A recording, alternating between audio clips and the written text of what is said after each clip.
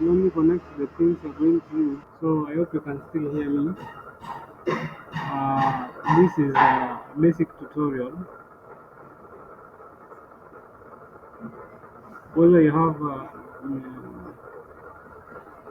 a knowledge on C or C++, it does not really matter. So after the connection, you can now change the colors to green.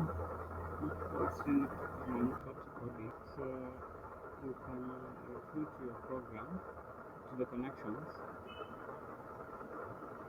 Just delete the previous code. So we'll start by initiating pin mode number 2. That's for the right. Oh yeah, don't forget to change the pin mode for each of them. So we have 2. For the orange we have pin mode 3. For the green we have pin mode. Set it to high. Like I have a problem. Oh yes, ensure the traffic light. To change the time settings, you come and change the delay functions to whatever you want for your projects. Let me see in the next class.